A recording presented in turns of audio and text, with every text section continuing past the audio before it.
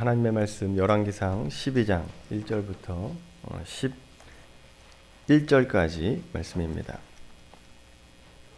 열왕기상 12장 1절부터 11절까지 말씀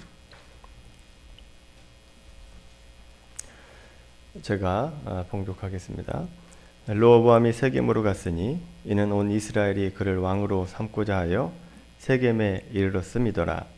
느밧의 아들 여로보암이 전에 솔로몬 왕의 얼굴을 피하여 애굽으로 도망하여 있었더니 이제 그 소문을 듣고 여전히 애굽에 있는 중에 무리가 사람을 보내 그를 불렀더라.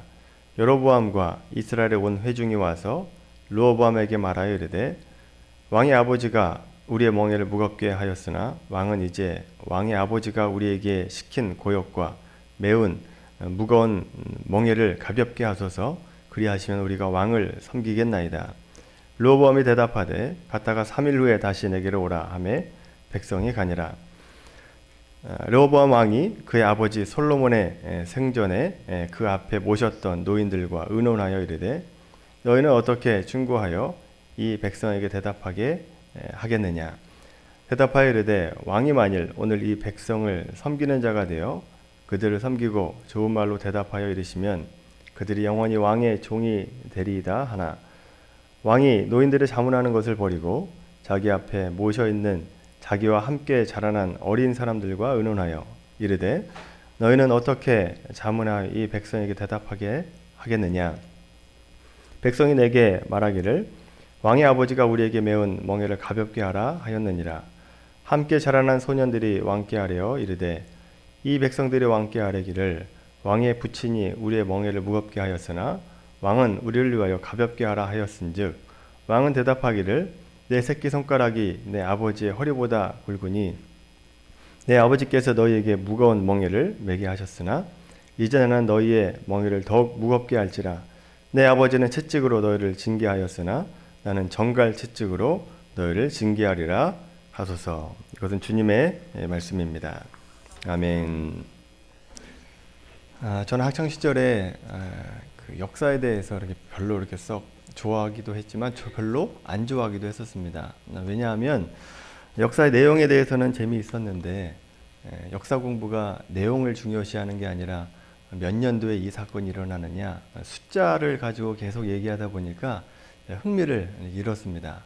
그런데 성경을 보려다 보니까 역사가 굉장히 중요하다라고 하는 것을 이제 알게 됐습니다. 왜냐하면 성경이 역사를 기록한 기록이기 때문에 그렇습니다. 마찬가지로 성도로서 성경을 볼 때도 알아야 될 것이 성경의 역사입니다. 성경의 역사를 모르면 성경을 이해하기가 쉽지가 않게 되는 거죠. 그래서 오늘부터 약 40여 주 동안 이스라엘 역사와 왕들에 대해서 우리가 살펴보면서 그 속에 담겨진 하나님의 뜻이 무엇인지를 우리 함께 살펴보기를 원합니다. 이스라엘 왕 중에서도 여러분 잘 알고 있는 사울, 다윗, 솔로몬은 대부분 어느 정도 알고 있는데 솔로몬 왕 이후부터는 대부분 간혹 가다가 듣는 왕들이 나오고 또 중간중간에 그 선지자들 이야기하느라고 왕이 나오지 전체적인 흐름이 어떻게 되는지 모르기 때문에 구약의 맥을 잘 못 잡고 있는 분들이 있습니다. 그래서 우리는 솔로몬 왕 이후부터 솔로몬 때부터 그 이후의 왕들까지 우리가 함께 살펴보도록 하겠습니다. 오늘 르호보암 왕을 우리가 함께 살펴보는데 그 전에 솔로몬부터 르호보암 왕까지 우리가 보게 됩니다. 이 르호보암 왕은 이스라엘 역사에서 몇 번째 왕인지 아십니까? 네 번째 왕이 됩니다. 사울, 다윗, 솔로몬, 르호보암이 됩니다. 다윗의 계통으로 보면 3대가 되는 것이고 이스라엘 전체를 보면 4대째 왕이 되는 거죠. 이 르호보암 시대에 중요한 사건이 세 가지가 있습니다. 첫 번째는 남과 북이 분열이 일어나게 되었고 두 번째는 르호보암 5년째 되는 해에 애굽 왕 시삭이 침공했던 사건이 나오게 되고 세 번째로는 르호보암의 악행이 나옵니다. 오늘 우리가 볼 것은 남과 북의 분열에 대해서 우리가 함께 살펴보면서 그 속에 담겨진 하나님의 뜻이 무엇인지 함께 살펴보기를 원합니다. 우리가 알듯이 르호보암 왕 때 남과 북이 분열하게 됩니다. 이렇게 한 나라가 두 개로 갈라지면 어떤 문제가 발생할지 한번 생각해 보십시오. 우리나라 상황과 별로 다르지 않아요? 우리나라도 남과 북이 나눠져 있기 때문에 이렇게 나눠져 있으면 어떤 위험이 발생하느냐 하면 한 나라의 존립에 관한 문제에 관해서 국가가 분열했을 때 대두되는 문제는 먼저 국민이 살아가기에 그 전보다 훨씬 더 어려워진다라고 하는 겁니다. 사람이 줄었는데 해야 될 일들은 똑같습니다. 그러니까 국민들로서도 버겁게 되는 거죠. 적은 인원으로 국가를 방위해야 됩니다.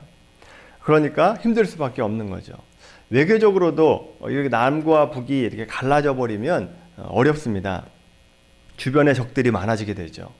과거에 다윗과 솔로몬 왕 때는 주변 나라들이 조공을 바쳤습니다.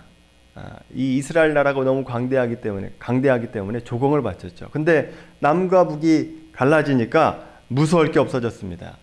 조공을 바치던 것도 이제 끊어버립니다. 우리가 바칠 이유가 없다라고 하는 거죠. 또 이전에는 감히 이스라엘에게 덤빌 생각을 못했는데 이제 남과 북이 갈라지고 힘이 갈라져 버리니까 저 나라를 언제 침공해서 저 나라를 점령할까, 호시탐탐 그 기회를 노리게 됐다라고 하는 겁니다. 그래서 주변 세력들이 다 적군이 됩니다. 그 주변에 블레셋도 그렇고 암몬, 모압, 에돔, 그리고 시돈, 그런 모든 주변의 나라들이 이 이스라엘의 적이 되었다라고 하는 겁니다. 자, 이렇게 남과 북이 분열이 되면 내적으로나 외적으로나 전혀 도움이 될 게 없다라고 하는 것을 우리가 알게 되죠. 자, 그렇다면 실제로 이 남과 북이 분열되어서 나눠져 가지고 그 결과가 어떻게 되는지 그 결과부터 우리가 먼저 살펴보도록 하겠습니다. 북이스라엘 역사를 먼저 간단히 살펴보면 이 북이스라엘은 여로보암으로부터 시작해서 약 210년간 그 나라가 이제 지속이 되는데 그 210년 동안 19명의 왕이 서게 됩니다. 19명의 왕이 다스리다가 마지막에는 아수르에 의해서 정복을 당해서 그 나라가 거의 없어집니다. 없어졌다라고 봐도 됩니다. 근데 놀라운 것은 200여 년 나라가 지속이 되는 동안에 북이스라엘 다스렸던 왕이 19명이다 그랬습니다. 근데 19명 왕 중에 몇 명이나 하나님 앞에 선한 왕이다라고 인정받았을까요? 혹시 아십니까? 몇 명이나 됐을까요? 단 한 명도 없다라고 하는 겁니다. 이 북이스라엘에서는 단 한 명의 왕도 선한 왕이 나오지 않습니다. 왕들에 대한 평가가 다 여호와 보시기에 악을 행하되 여로보암의 길로 행했다, 이렇게 평가하고 있다라고 하는 겁니다. 그렇다고 하나님께서 아무것도 안 한 게 아닙니다. 이 북이스라엘을 그냥 내버려둔 게 아니에요. 하나님의 선지자를 그 땅에 보내서 돌아오라고, 회개하라고 엄청나게 외쳐댔습니다. 여러분 잘 알고 있는 엘리야, 엘리사, 이 두 선지자가 이 북이스라엘에서 활동했던 선지자입니다. 그런 위대한 선지자가 있었음에도 불구하고 돌아오지 않았다라고 하는 거죠. 자, 그리고 이 19명의 왕이라고 제가 말씀드렸는데 이 왕이 한 왕조로 쭉 이어진 게 아닙니다. 이 왕조가 계속 이어져서 흘러온 것이 아니라 몇 번에 걸쳐서 전쟁으로, 위험으로 넘어지고 엎어져 가지고 이 19명의 왕이 길어봐야 5대 왕이 나옵니다. 길어봐야 5대 왕이 나옵니다. 예후 왕조가 5대까지 왕을 내었고, 또 4대까지 내려간 오므리 왕조를 빼면 나머지는 1대나 2대를 가다가 다 나라가 엎어졌다라고 하는 겁니다. 이 왕조가 바뀐다라고 하는 것이 무엇인지 여러분 잘 이해하셔야 됩니다. 이 왕조가 바뀐다라고 하는 것은 한 나라의 왕이 이씨였다가 다음에는 김씨로 바뀌고, 김씨에서 박씨로 바뀌고, 이렇게 성이 바뀐다라고 하는 겁니다. 근데 여러분 아시다시피 성이 바뀌면 어떻게 됩니까? 그 전에 왕조는 다 죽게 됩니다. 그러니까 피를 부르는 혁명에 의해서 다 왕조가 바뀌었다라고 하는 거죠. 그래서 이 왕조가 바뀔 때마다 피바람이 붑니다. 그러니까 제 수명대로 수명을 오래 끌다가 죽은 왕이 없다라고 하는 거죠. 마지막 왕 호세아 왕은 아수리에 잡혀가서 감옥살이 하다가 어떻게 죽었는지 알려지지 않았을 뿐 나머지는 모두 다 비참하게 죽습니다. 불에 타서 죽기도 하고 칼에 맞아서 죽기도 하고 병들어 죽기도 하고 그렇게 다 죽어서 왕조가 바뀌게 되었다라고 하는 거죠. 이렇게 왕조가 물러가고 그 다음 왕조가 세워지면 불과 1대 2대에서 또 다른 왕조가 세워지다 보니까 서로 왕이 되겠다고 이렇게 나오다 보니까 그 나라가 안정이 될 수가 없습니다. 한 나라의 왕이 서면 어떻게 하면 내가 죽지 않을까를 걱정해야지 이 나라가 하나님의 나라로서 어떻게 바르게 세워나갈 것인가, 이 백성을 내가 어떻게 치리해야 될 것인가, 어떻게 이 나라 가운데 하나님을 섬기는 문화가 올바로 세워질 것인가, 이것을 고민할 시간이 없었다라고 하는 거죠. 오직 자기 살 길을 찾기에 바빴다라고 하는 겁니다. 자, 이렇게 내부적으로 시끄럽고 혼동이 계속해서 이어지다 보니까 이 북이스라엘은 시간이 흐르면 흐를수록 불쌍한 나라로 전락됩니다. 아주 국률한 나라가, 국률을 입을 수밖에 없는 나라가 되어버렸다라고 하는 거죠. 자, 이것이 북이스라엘 역사이고, 남유다의 역사를 우리 간단히 살펴보면 남과 북이 나눠졌을 때 이 남유다의 핵심은 유다 지파입니다. 유다 지파가 대부분이었고 거기에 베냐민 지파만 조금 더 추가가 됩니다. 그래서 국토라고 해봐야 유다 지파가 가지고 있었던 땅, 그 예루살렘 그 땅, 그리고 남서쪽에 있는 그 산지 지역, 그러니까 경작하기 좀 어려운 지역, 그 정도의 땅밖에 되지 않았다라고 하는 거죠. 그래서 전체 이스라엘의 3분의 1도 안 되는 땅을 가지고 이 남유다가 살아가야 됐습니다. 자, 그렇다 보니까 존립의 문제가 생기죠. 먹고 사는 문제가 생깁니다. 그리고 안보의 문제가 생깁니다. 훨씬 더 적은 인원으로 가지고 그 나라를 지켜야 되다 보니까 훨씬 더 어려운 삶을 살아갈 수밖에 없었다라고 하는 거죠. 자, 이렇게 어려운 처지에 있으면 더욱더 하나님을 의지하고 전심으로 하나님을 의뢰해야 마땅한데, 그렇지 않고 우상을 도입하고 또 주변의 나라와 동맹을 맺어가지고 그 위험을 극복해내려고 했었던 것이 남유다의 상황이었다라고 하는 겁니다. 자, 그나마 유다가 북이스라엘보다 나은 점이 있습니다. 나은 점이 있는데 그것은 바로 그래도 남유다에는 좋은 왕이 있었다라고 하는 거죠. 좋은 왕들이 몇 명, 드물지만 몇 명 나옵니다.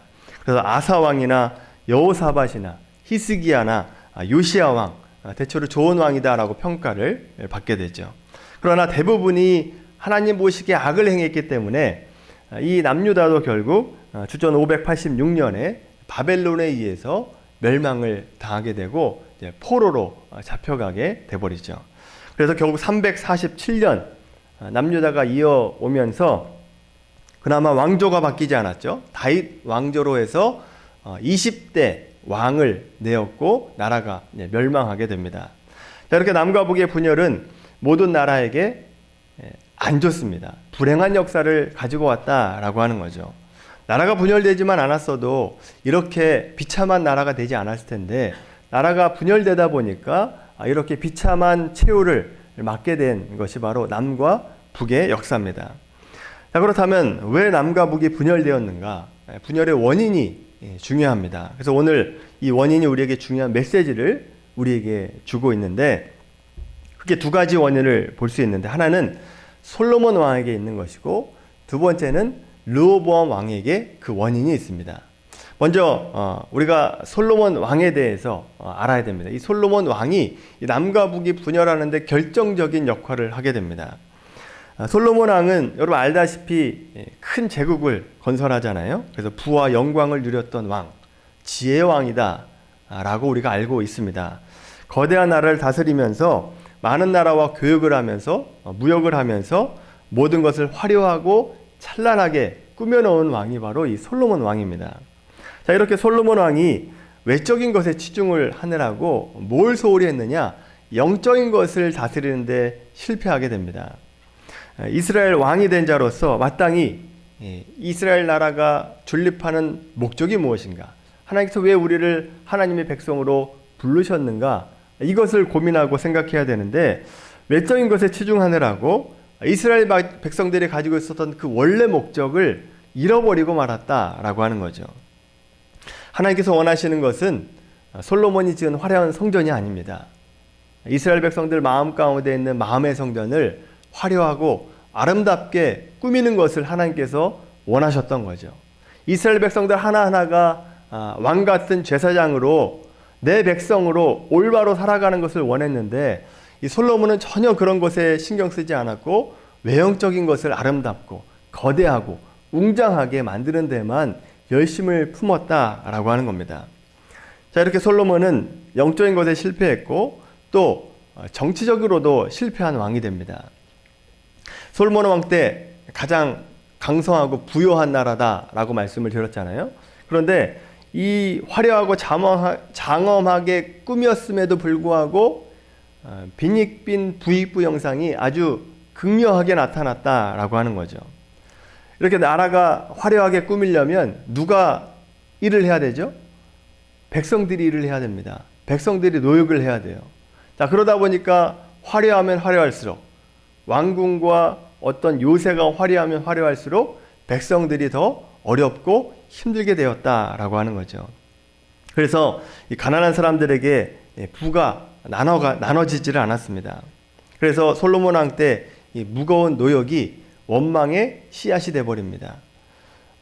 성전을 짓고 자기의 궁을 화려하게 짓는 일을 하며 여러 요새를 짓느라고 이 솔로몬이 25년을 허비합니다. 솔로몬이 40년을 왕으로 있었는데 25년을 허비했으니까 이제 15년 남았죠. 다 모든 것을 완벽하게 해놨으면 이 15년 동안은 이제 하나님 나라로서 하나님의 백성으로서 어떻게 다스릴 것인가, 하나님의 원하시는 것이 무엇인가를 고민하고 또 가난한 백성들을 돌봤어야 되는데 이 15년 동안 뭘 하느냐? 놀랍게도 이 솔로몬 왕이 이방 여자들에게 마음을 빼앗겨서 영적으로 타락하게 되었다라고 하는 겁니다. 이방 사람들, 이방 여자들에게 마음을 빼앗길 때는 나름대로 이유가 있었을 겁니다. 이 나라를 더욱더 강성하게 하기 위해서 가장 좋은 방법은 뭐냐? 적들의 왕의 딸을 동맹을 맺어서 자기 아내로 삼는 게 가장 좋은 방법이다라고 아마 생각했던 것 같아요. 자, 그렇게 해서 이방 나라의 왕실과 동맹을 맺고 각 나라의 공주를 자기 후궁으로 첩으로 이제 맞이하드리게 되는 거죠. 그런데 문제는 뭐냐 하면 이렇게 이방 여자가 들어올 때 혼자 들어오는 게 아닙니다. 거기에 모셨던 신을 같이 데리고 이스라엘 땅에 오게 되었다라고 하는 거죠. 그래서 주변 나라가 다 암몬이고 모압이고 시돈이고 에돔인데 그 당시에 여인들이 결혼할 때 자기만 온 것이 아니라 이방의 신까지 같이 들고 들어오게 됩니다. 그리고 들어와서 이스라엘 땅에 이방의 신전을 짓는 것을 그냥 허용해 줍니다. 그냥 내버려둬요. 그리고 나서 나중에는 어떻게 되느냐? 노년에 솔로몬 왕도 그 이방 신 앞에 절을 하게 되었다라고 하는 거죠. 하나님 앞에 배교를 하게 됩니다. 하나님을 배신하니까 하나님께서 이 일에 대해서 진노하시고 진노하신 결과 솔로몬에게 말씀하시기를 내가 너의 나라를 빼앗아서 다른 나라에 주겠다라고 말씀하십니다. 다만 다윗 일을 생각해서 너 솔로몬 때 내가 하지 않고 너 다음 때 르호보암 왕 때 내가 너 나라를 뺏을 것이다 라고 말씀하십니다. 그것이 열왕기상 11장 9절에 나옵니다. 한번 찾아볼까요? 열왕기상 11장 9절 말씀입니다. 열왕기상 11장 9절부터 13절까지 말씀입니다. 같이 한번 읽겠습니다. 시작.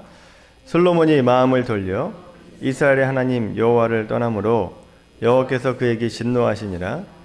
여호와께서 일찍이 2번이나 그에게 나타나시고 이 일에 대하여 명령하사 다른 신을 따르지 말라 하였으나 그가 여호와의 명령을 지키지 아니하였으므로 여호와께서 솔로몬에게 말씀하시되 내게 이러한 일이 있었고 또 내가 내 언약과 내가 내게 명령한 법도를 지키지 아니하였으니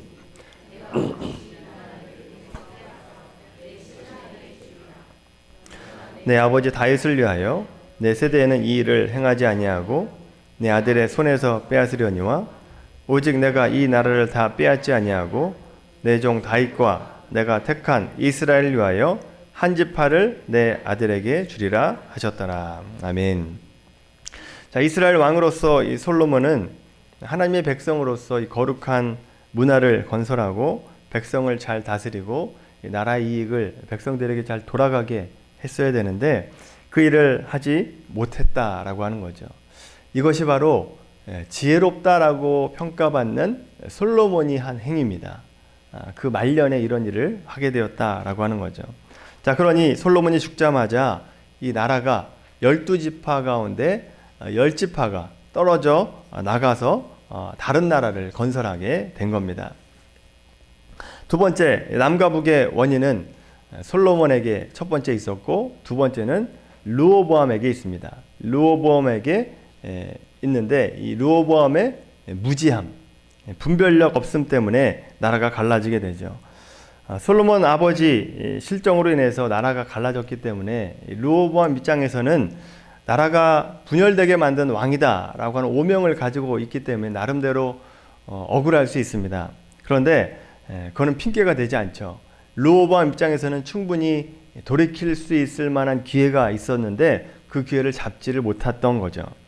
르호보암 왕이 41세 41의 왕이 됩니다. 솔로몬이 40년을 다스렸으니까 이 르호보암 왕은 아버지가 왕 초기에부터 말년까지 보고 듣고 배운 왕이다 라고 할 수 있죠. 그러면서 보고 들은 것이 아버지의 영광입니다. 외적인 영광을 치중하는 것, 그리고 말년에 이방을 섬기는 것, 이것을 보고 배우게 되죠.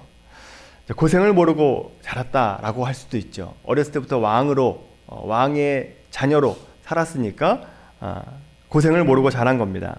더군다나 르호보암과 함께 자란 사람들이 다 궁중에서 좋은 것, 아름다운 것, 화려한 것을 보고 자란 거죠.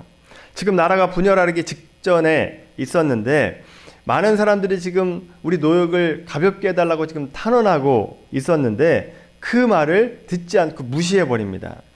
르호보암의 눈과 귀를 막아버리죠. 그 함께 자란 젊은 친구들이 다 눈과 귀를 막아버렸다라고 하는 겁니다. 오늘 본문을 보면 지금 비록 백성들이 어떤 진정서 형식으로 르호보암 왕에게 얘기하고 있는 것이지만 실은 조건을 내놓고 단판 짓기 위해서 온 겁니다. 이것이 들어주지 않으면 우리가 나가겠다라고 하는 겁니다. 극박한 상황이었는데 이 르호보암은 이 극박하다라고 하는 것을 분별하지 못하죠. 자기 마음대로 그냥 해버리고 맙니다. 젊은 친구들의 얘기를 듣고 결정하게 되죠. 자기 힘만 과시했지 백성들이 얼마나 힘이 무서운지를 몰랐던 사람이다라고 하는 겁니다. 지금 무엇이 어떻게 됐는지도 모르고 그러고서는 나라가 분열되니까 뭘 하려고 하느냐? 군대를 모아가지고 지금 북이스라엘을 공격하려고 합니다. 그렇게 하면 이길 줄 알았던 것 같아요. 그런데 여러분 생각해 보십시오. 저기는 10지파가 갔습니다. 지금 여기 남아있는 건 유다와 베냐민 지파 외에는 없습니다. 이 전투력으로도 열세이죠. 자, 그러다 보니까 싸우면은 지는 싸움이고 싸워봐야 주변 나라들만 좋은 일만 하는 겁니다. 나라가 싸우면 주변 나라가 쳐들어오게 되는 거죠. 자, 그렇게 뻔히 둘 다 나쁜 길로 갈 줄 알고 하나님께서 스마야 선지자를 보내서 싸우지 말라라고 말씀하고 있습니다. 열왕기상 12장 21절부터 24절입니다. 열왕기상 12장 말씀 21절부터 24절까지 말씀 같이 읽겠습니다. 시작. 르호보암이 예루살렘에 이르러 유다 온 족속과 베냐민 지파를 보으니 택한 용사가 18만 명이라 이스라엘 족속과 싸워 나라를 회복하여 솔로몬의 아들 르호보암에게 돌리려 하더니 하나님의 말씀이 하나님의 사람 스마야에게 임하여 이르시되 솔로몬의 아들 유다 왕 르호보암과 유다와 베냐민 온 족속과 또 그 남은 백성에게 말하여 이르기를 여호와의 말씀이 너희는 올라가지 말라 너희 형제 이스라엘 자손과 싸우지 말고 각기 집으로 돌아가라 이 일이 나로 말미암아 난 것이라 하셨다 하라 하신지라 그들이 여호와의 말씀을 듣고 그 말씀을 따라 돌아갔더라. 아멘. 자, 이 하나님 말씀을 듣고 르호보암은 북이스라엘 치러 가지 않고 그냥 가만히 있게 됩니다. 자, 그러면서 르호보암은 무슨 일을 했느냐? 역대 다른 누구보다 악한 왕이 되었다라고 평가하고 있습니다. 열왕기상 14장 22절에 보면 유다가 여호와 보시기에 악을 행하되 그의 조상들이 행한 모든 일보다 뛰어나게 하여 그 범한 죄로 여호와를 노엽게 하였으니, 르호보암도 하나님을 노엽게 했다. 악한 왕으로 평가를 받게 되었다라고 하는 겁니다. 여러분, 우리가 오늘 본 솔로몬과 이 르호보암의 이야기를 통해서 우리가 기억해야 될 역사의 법칙이 있습니다. 하나님을 공경해야 될 백성이 하나님을 공경하지 않고 이 세상 물질의 시선을 빼앗기고 세상을 향해서 나아갈 때 그 결과, 어떤 결과를 열매로 맺게 되는가라고 하는 겁니다. 솔로몬 왕을 보세요. 하나님께서 그에게 2번이나 계시해 주셨다라고 말씀합니다. 2번이나 돌아오라고 하나님 말씀에 순종하라고 말씀하신 겁니다. 솔로몬의 지혜를 구했을 때 열왕기상 3장 14절의 말씀 보시면 하나님께서 기브온에서 이렇게 말씀합니다. 내가 만일 내 아버지 다윗이 행함같이 내 길로 행하며 내 법도와 명령을 지키면 내가 또 내 날을 길게 하리라. 이렇게 명령해 주셨고 알려주셨습니다. 자, 이런 말씀을 주시면 하나님 말씀에 순종했어야 되는데 순종하지 않고 자기의 마음대로 자기가 보기에 화려한 것을 추구하며 살았던 왕이다라고 하는 거죠. 자, 그렇게 기브온에서 계시하시고 또 한 번 하나님께서 나타나셔서 말씀하실 때가 있는데, 예루살렘 성전이 완성되었을 때 그때 하나님께서 다시 한번 말씀해 주십니다. 열왕기상 9장 1절부터 7절까지 말씀을 보시면 이렇게 말씀해요. 한번 읽어볼까요? 열왕기상 9장 1절부터 7절까지 말씀. 열왕기상 9장 1절부터 7절까지 같이 읽습니다. 시작.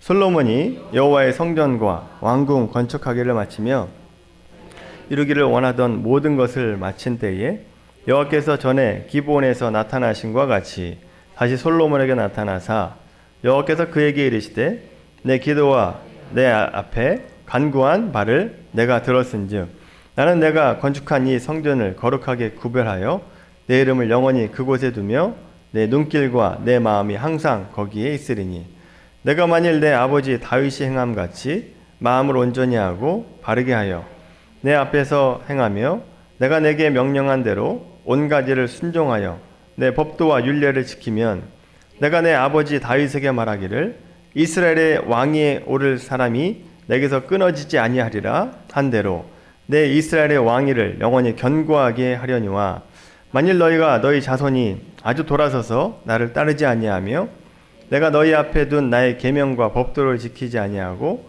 가서 다른 신을 섬겨 그것을 경배하면 내가 이스라엘을 내가 그들에게 준 땅에서 끊어버릴 것이요 내 이름을 위하여 내가 거룩하게 구별한 이 성전이라도 내 앞에서 던져버리리니 이스라엘은 모든 민족 가운데서 속담거리와 이야기거리가 될 것이며. 아멘. 자, 하나님께서 이렇게 2번이나 나타나셔서 말씀하셨는데도 불구하고 솔로몬은 자기가 가는 길을 그냥 계속해서 가버리고 맙니다. 하나님의 거룩한 뜻, 하나님의 사명, 이것에 대해서 무관심했다라고 하는 거죠. 결국 이렇게 역사의 씨가 계속해서 뿌려지게 되다 보니까 그 열매를 누가 거둡니까? 르호보암이 걷습니다. 불순종의 열매를 계속해서 거두니까 솔로몬이 물론 걷기도 했었겠지만 그 결과를 르호보암 왕이 걷게 되었다라고 하는 거죠. 그런 역사의 씨가 계속해서 뿌려지면 그 열매는 그 다음 세대가 거두게 된다라고 하는 겁니다. 이것이 무서운 열매입니다. 결국은 솔로몬이 뿌린 씨앗이 르호보암 왕과 같은 열매를 맺게 되는 것이고 또 나라가 분열되는 열매를 거두게 되었다라고 하는 겁니다. 여러분, 이 역사의 원칙 가운데 이런 원칙이 있다라고 하는 걸 잘 기억하셔야 됩니다. 팥을 심으면 팥이 나는 것이고 콩을 심으면 콩이 나온다는 겁니다. 이게 역사의 법칙입니다. 심은 대로 거두는 겁니다. 우리가 무엇을 심느냐에 따라서 우리가 거두는 것이 다르다라고 하는 거죠. 이것이 바로 역사의 법칙이고 오늘 하나님께서 우리에게 알려주시는 하나님의 메시지입니다. 그래서 여러분 우리가 생각해야 될 것은 지금 나는 무엇을 심고 있는가를 잘 생각해 보셔야 됩니다. 나는 지금 어떤 씨앗을 심고 있는가? 세상을 바라보지 않고 하나님만 바라보고 있는가? 눈에 보여지는 것이 다가 아니라 눈에 보이지 않는 하나님이 있고 내가 하나님을 섬겨야 된다라고 하는 것을 알고 믿음의 씨앗을 뿌리고 있는가라고 하는 겁니다. 세상의 어떤 것보다 하나님이 우선이다라고 하는 마음을 가지고 믿음을 가지고 살아가고 있는가를 점검해야 된다라고 하는 거죠. 그래서 우리가 지금 선하고 아름다운 열매를 뿌려야 됩니다. 지금 뿌려야 된다라고 하는 거죠. 또 자녀들에게 여러분 무엇을 심고 있습니까? 여러분 자녀들에게 무엇을 지금 심고 있습니까? 자녀들을 가르칠 때 하나님보다 세상이 더 무섭다라고 가르치고 있지 않습니까? 예배는 안 드려도 되고 예배는 한번 빠져도 되지만 너 절대 학교는 빠지면 안 된다. 직장은 절대 빠지면 안 된다. 이렇게 가르치고 있지 않습니까? 성경은 암송하는 걸 싫어하면서 영어 단어, 수학 공식 외우는 거는 얼마나 조금이라도 하면 너무 잘했다고 하면 박수 쳐주고 그러고 있지 않습니까? 여러분이 지금 영적인 씨앗을 뿌리지 않으면 영적인 열매를 거둘 수 없습니다. 여러분 지금 육의 씨앗을 뿌리면 누가 그 씨앗을 거둡니까? 물론 여러분도 걷지만 여러분 그 씨앗이 여러분 자녀가 걷는 겁니다. 그 자녀가 육의 열매를 거두게 된다라고 하는 거죠. 얼마나 무섭습니까? 여러분 자녀들이 아프면 누가 아파하고 싶습니까? 내가 아프고 싶어 하지 않습니까? 그런데 영적인 것은 심지 않아요. 눈에 보이는 것만 바라보고 산다는 거죠. 여러분 지금 영적인 열매를 심지 않으면 나중에 영적인 타락이 그 자녀들에게 고스란히 나타난다라고 하는 겁니다. 아무리 잘 살고 배불리 산다 한들 영적으로 타락하면 하나님께서 주는 구원을 잃어버리면 그게 무슨 의미가 있느냐라고 하는 겁니다. 정말 영적인 것이 중요하다라고 생각하면 그렇게 살면 안 되는 거죠. 지금 내가 뿌려야 될 것이 영적인 것이다 라고 하는 걸 기억하며 살아가야 된다라고 하는 겁니다.